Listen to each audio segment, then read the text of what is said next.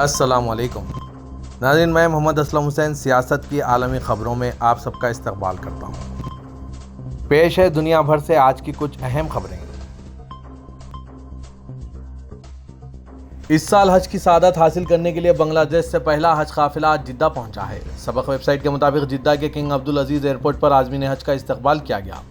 Airport انتظامیہ نے کہا ہے کہ عازمین حج کے قافلوں کو تمام سہولتیں فراہم کرنے کے علاوہ تیز ترین خدمات کی فراہمی کو یقینی بنایا گیا ہے۔ واضح ہے کہ کورونا وائرس کے بعد گزشتہ 2 سال سے بیرون ملک سے عازمین حج کی آمد بند تھی، لیکن الحمدللہ اس سال اللہ کے مہمانوں کو حج کا موقع نصیب ہوا ہے۔ سعودی عرب میں جدہ سیزن نے رنگا رنگ پروگرام سے لطف اٹھانے کا موقع فراہم کرنے کے لیے تاریخ کے دروازے کھول دیے ہیں۔ وزٹرز کو جدہ شہر کے ایک ایک حصے میں محفوظ انمول ثقافتی نوادر سے متعارف ہونے کے موقع مل رہے ہیں۔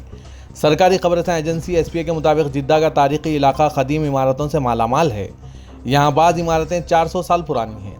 ان میں جدہ کی فصیل اور اس کے تاریخی محلے مثلاً المظلوم، الشام، الیمن اور البحر محلے قابل ذکر ہیں۔ جدہ کے تاریخی علاقے میں قدیم مساجد بھی اپنی ایک شان رکھتی ہے۔ ان میں نمایاں ترین عثمان بن عفان، الشافعی، الباشا، آکاش، المعمر اور الحنفی جامع مساجد قابل ذکر ہیں۔ یہاں تاریخی اور عوامی بازار بھی موجود ہیں۔ جدہ کے تاریخی علاقے میں ہر روز کوئی نہ کوئی عوامی پروگرام ہو رہے ہیں۔ جدہ کے تاریخی علاقے میں متعدد میدان ہیں جو خطے کے ورثہ سے ماخوذ فن پاروں سے آراستہ ہے۔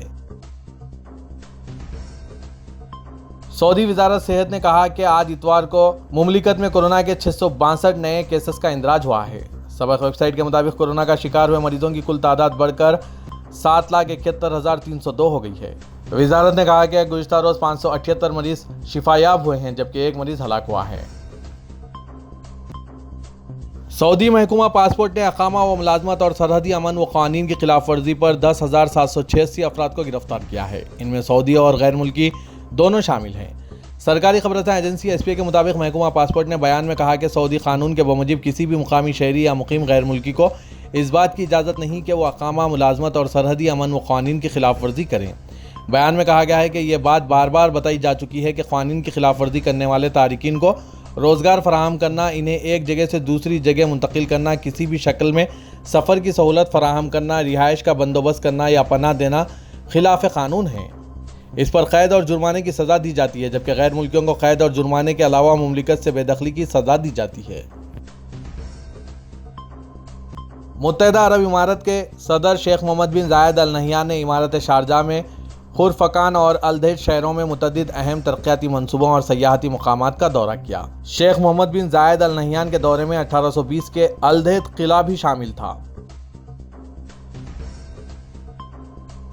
متحدہ عرب کے نائب صدر اور متحدہ عرب کے وزیر اعظم شیخ محمد بن راشد ال مکتوم نے دبئی کے حکمران کی حیثیت سے دبئی میڈیا کونسل کے قیام کے لیے 2022 کا قانون نمبر 5 جاری کیا ہے۔ یہ قانون کونسل کے لیے دبئی کے میڈیا سیکٹر کو ترقی دینے اور علاقائی اور عالمی میڈیا کے مرکز کے طور پر اس کی حیثیت کو بڑھانے کی کوششوں کو ہموار کرنے کے لیے ایک فریم ورک بناتا ہے۔ شیخ محمد نے 2022 کا فرمان نمبر 10 بھی جاری کیا جس میں شیخ احمد بن محمد بن راشد ال مکتوم کو دبئی میڈیا کونسل کا چیئرمین مقرر کیا گیا ہے۔ شیخ محمد نے دبئی میڈیا کونسل کے بورڈ کی تشکیل کا فرمان نمبر 12 بھی جاری کیا جس کے تحت مونا المری دبئی میڈیا کونسل کی وائس چیئرپرسن اور مینیجنگ ڈائریکٹر کے طور پر کام کرے گی۔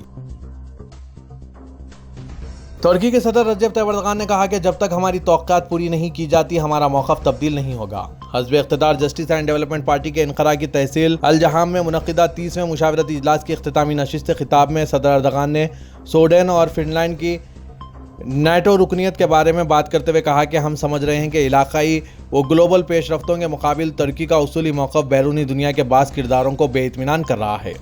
انہوں نے کہا کہ حالیہ دور میں ترکی کی نیٹو کی وسعت کے معاملے میں لچک کی نصیحت کرنے والوں کا اصرار اس بات کا مظہر ہے کہ ہمارا موقف مبنی برحق ہے۔ سویڈن اور فن لینڈ کی رکنیت کے معاملے میں جب تک ہماری اپنے مخاطبین کو بتائی گئی توقعات پوری نہیں کی جاتی ہمارا موقف تبدیل نہیں ہوگا۔ روس کے صدر پوٹن نے کہا کہ کیف کو ملٹری بیرل فائر سسٹم مہیا کرنے سے امریکہ کا مقصد یوکرین سے جھڑپوں کو تول دینا ہے۔ روسی ایک سرکاری ٹیلی ویژن چینل کے لیے جاری کردہ بیان میں کہا کہ امریکہ کی طرف سے یوکرین کو multi barrel rocket fire system کی فراہمی اصل میں کسی تبدیلی کا سبب نہیں بنی کیونکہ یوکرین کے پاس پہلے ہی اس نوعیت کے روسی اور سویت ساختہ گراڈ یوراگن جیسے راکٹ لانچر موجود ہیں۔ اس نوعیت کے اسلحہ میں مسافت کے سسٹم پر نہیں بلکہ استعمال کیے جانے والے میزائل پر منحصر ہونے کی طرف توجہ مبذول کرواتے ہوئے پوٹن نے کہا کہ یوکرین کو فراہم کیے جانے والے سسٹموں کی مسافت میزائل کی نوعیت کے مطابق 45 سے 70 کلومیٹر ہے، جبکہ سیمرچ اور یوراگن ملٹی بیرل راکٹ لانچروں سے فائر کیے جانے والے میزائل بھی 40 سے 70 کلومیٹر تک مار کی صلاحیت رکھتے ہیں۔ انہوں نے کہا کہ امریکہ اور دیگر ممالک سے یوکرین کو فراہم کیے جانے والے اس نوعیت کے اسلحہ کو صرف کیف کے فوجی ساز و سامان کی تلافی کہا جا سکتا ہے۔ پاکستان میں روٹ ٹو مکہ 2022 حج آپریشن آج یعنی اتوار کی رات 1:30 شروع ہو رہی ہے۔ پاکستان سول ایویشن اتھارٹی کے اتوار کو جاری ہوئے بیان کے مطابق روٹ ٹو مکہ اقدام کے تحت اسلام آباد سے پہلی پرواز اتوار کی دیر رات یعنی پیر کی صبح 3:30 بجے اڑان بھرے گی، جبکہ دوسری پرواز پیر کی رات 8:30 بجے روانہ ہوگی۔ ملتان سے پہلی حج پرواز پیر کو شام 4:30 بجے مدینہ کے لیے روانہ ہوگی، جبکہ لاہور سے پہلی حج پرواز پیر ہی کو رات 1:55 پر 220 حجاج کو لے کر مدینہ کے لیے روانہ ہوگی۔ وزارت مذہبی امور نے کہا کہ فیصل آباد ایئرپورٹ سے حج فلائٹس آپریٹ کرنے کے بارے میں ضرورت پڑنے پر بعد میں آگاہ کیا جائے گا۔ تحریک انصاف کے رہنما شاہ محمود قریشی نے کہا کہ ہم ڈائیلاگ کے حامی ہیں لیکن مسلط کی گئی حکومت سے مذاکرات نہیں ہو سکتے۔ اتوار کو تحریک انصاف کی کور کمیٹی کے اجلاس کے بعد میڈیا سے بات کرتے ہوئے سابق وزیر خارجہ شاہ محمود قریشی نے کہا کہ رانا ثناء اللہ کی دھمکیاں اور غیر سیاسی گفتگو پوری قوم نے سنی ہے۔ وہ عمران خان کو گرفتار کرنے کا ارادہ رکھتے ہیں۔ کور کمیٹی سمجھتی ہے اس سے بڑی سیاسی حماقت ہو ہی نہیں سکتی۔ انہوں نے کہا کہ اگر حکومت کا یہ ارادہ ہے تو کور کمیٹی یہ باور کرانا چاہتی ہے کہ اس کا شدید رد عمل آئے گا۔